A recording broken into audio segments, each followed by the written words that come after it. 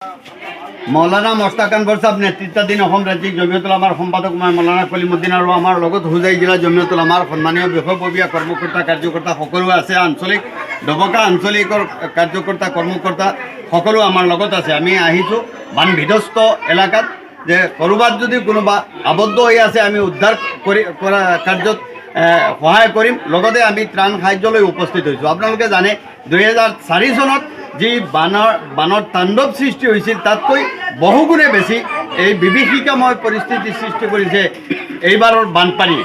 গতিকে 15 দিন নযাওঁতেই পুনৰ বানপানীয়ে বিধ্বস্ত কৰা মানুহখিনিৰ সংখ্যা যথেষ্ট বেছি। অসমৰ 24খন জিলা এতিয়া বানাক্ৰান্ত, বানৰ তলত আছে আৰু লাখ লাখ মানুহ অগৰী হৈ পৰিছে। গতিকে এই ক্ষেত্ৰত বিশেষভাৱে আমাৰ হোজাই জিলাৰ প্ৰশাসন, উপায়ুক্ত মহোদয় আৰু আৰক্ষী অধীক্ষক মহোদয়ে অতি তৎপৰতাৰে তেওঁলোকেও কাম কৰি আছে। আৰু আমি ৰাজ্যিক জমিয়তুল উলামাৰ মাননীয় সভাপতি মৌলানা মস্তাক আনৱাৰ সাহেবে প্ৰথম দিনাৰ পৰাই আমাক নিৰ্দেশনা জাৰি কৰিছিল আৰু তাৰ পৰিপ্ৰেক্ষিতত গোটেই অসমত আমাৰ টীমটো আমি নামি পৰিছোঁ উদ্ধাৰ কাৰ্যত আৰু সমান্তৰালকৈ লগে লগে আমি ত্ৰাণ সাহায্যলৈও মানুহৰ ওচৰত গৈছোঁ। আজি তাৰ ইয়াতে আপোনালোকে দেখিছে আমি উপস্থিত হৈছোঁ। আমি ইয়াতে আহি খবৰ পালোঁ বা ছ'চিয়েল মিডিয়াত গম পোৱা হিচাপে কৰ্তব্যৰত অৱস্থাত এগৰাকী আৰক্ষী বিষয়া কামপুৰ থানাৰ অচি সমুজ্জ্বল কাকতিৰ বিয়োগ ঘটিছে। কৰ্তব্যৰ কাৰণে তেওঁ ওলাই গৈছিল, তাত বিয়োগ ঘটিছে। গতিকে তেখেতৰ বিয়োগত আমি ৰাজ্যিক জমিয়তুল উলামাৰ মঞ্চৰ পৰা গভীৰ সমবেদনা জ্ঞাপন কৰিছোঁ, গভীৰ শোক প্ৰকাশ কৰিছোঁ। শোকসন্তপ্ত পৰিয়াললৈ আমি গভীৰ সমবেদনা জ্ঞাপন কৰিছোঁ। লগে লগে ৰাইজলৈ আমি বিনম্ৰতাৰে আহ্বান কৰিব বিচাৰিছোঁ। আমি এতিয়ালৈকে খবৰ পোৱা মতে পানীৰ স্ৰোত বৃদ্ধি হৈছে, পানী বৃদ্ধি হ'বলৈ গৈ আছে, 2-2.5 ফুটতকৈ আৰু পানী বৃদ্ধি পাইছে। গতিকে সকলোৱে সাৱধানতা আৰু সতৰ্কতা অৱলম্বন কৰা নিতান্ত প্ৰয়োজন।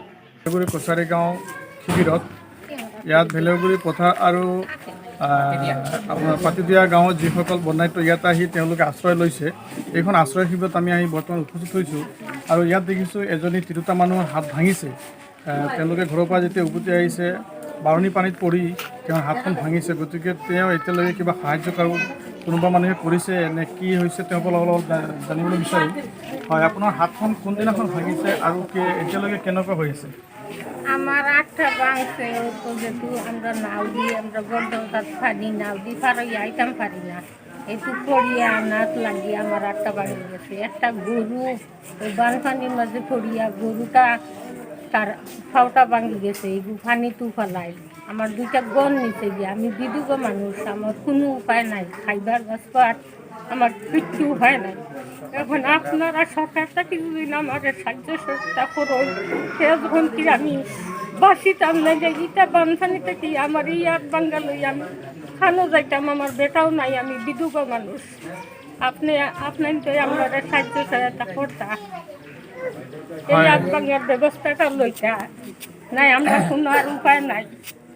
বানপানি আমরা বহুত কষ্ট দিল। আর এখন আমরা রাত ভাঙিয়ে এখন আমরা শিবির স্কুলও আছি, তো ইনর কমিটির মানুষে স্কুলও আমরা খুব শান্তিতে আছি। আমরা খাবাইতে আমরা সাইতে আমরা বাইছে নিচে লইয়া উঠিছি খুব শান্তিতে। আমরা সবাই আমরা শান্তি করি তারা রাতরা, তারা আমরা 14 তালাকি লইতরা, গাঁৱৰ মানুষেও দিতৰা, স্কুলও আমৰা খুব শান্তি কৰি ৰাখতো। হয়, তেওঁ এইমাত্ৰ কৈছে যে তেওঁলোকে ইয়াত আহিছে, কিন্তু ইয়াত আহি তেওঁলোকে এই গাঁৱৰ ৰাইজ বা ইয়াৰ যিসকল স্থানীয় ইয়াৰ বিডিপি তেওঁলোকৰ পৰা যিখিনি সহায় পাইছে তেওঁ এইসকলক মানে ধন্যবাদ জ্ঞাপন কৰিছে। আৰু আমিও যিসকলে ইয়াক সহায় সহযোগিতা কৰিছে, এইখন ভেলগুৰি কছাৰী গাঁও প্ৰাথমিক বিদ্যালয়ৰ প্ৰধান শিক্ষক বা এইখন SMCৰ সভাপতি হওক বা অন্যান্য যিসকল ব্যক্তিয়ে সহায় কৰিছে তেওঁলোকক আমাৰ ফালৰ পৰা ধন্যবাদ দিছোঁ। ইয়াত আৰু এগৰাকী মহিলা আছে, তেওঁ শুনিছোঁ বানত তেওঁৰ গোটেই ঘৰখন বোলে ভাঙি গৈছে। গতিকে তেওঁৰ পৰা আমি অকণমান জানিব বিচাৰিম। হয়, আপোনাৰ ঘৰখন কি অৱস্থা হৈছে? আপোনাৰ আমার সব নদী বাঙ্গিয়া দিয়ে গেছে, একটা সামানও আমি বার করতে পারছি সারা মানুষ আমরা খাবাইতরা সহায় করতরা, আর আমরা আইসি আমরাও